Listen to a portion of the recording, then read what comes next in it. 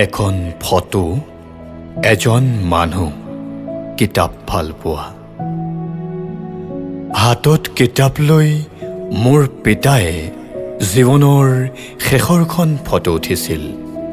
মোক কৈ গৈছিল, কিতাপবোৰ তোক গতালো, সিহঁতক মাজে সময়ে মাতষাৰ দিবি, মোৰ কথা সুধিলে আখৈ মাতিবি, পাপে নচুৱে, মই ওচৰতে আছো বুলি কবি। কিতাপে নিসংগতা বৰ বেয়া পায়। মই বুজিছিলোঁ মোৰ পিতাইৰ মতলব। কিতাপক ক্ষতি কৰি মনটোক যে এৰাল দি থ'ব পাৰি, মোৰ পিতায়ে ভালদৰেই বুজিছিল।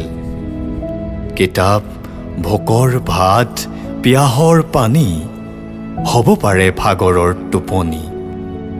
কিতাপবোৰ সজাই থ'ব জানিলে নামঘৰৰ মণিকূট যেন লাগে। দূৰৰ পৰাই মূৰ দুখুৱাই কিতাপক সেৱা কৰিবৰ মন যায়।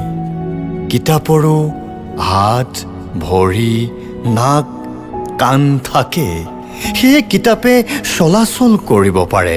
অদৃশ্য হাতেৰে কিতাপে আমাৰ মনবোৰ সাবটি ধৰিব পাৰে।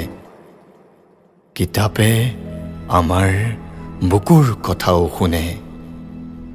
কিতাপৰ কোনো ধৰ্ম নাই, ধৰ্মৰহে কিতাপ আছে।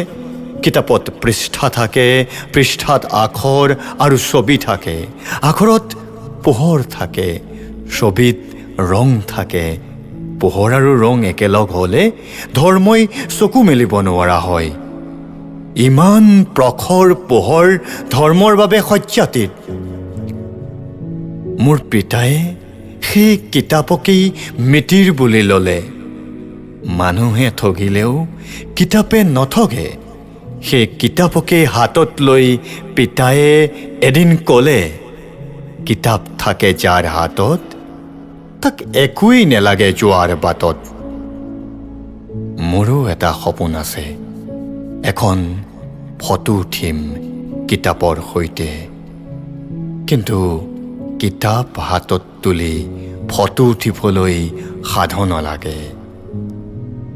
তাৰ বাবেই অহোৰাত্ৰ মোৰ কাণত বাজে পিতাইৰ সকিয়নি, পঢ় বোপাই, সকলোকে এৰিলেও কিতাপক এৰিব নাপায়।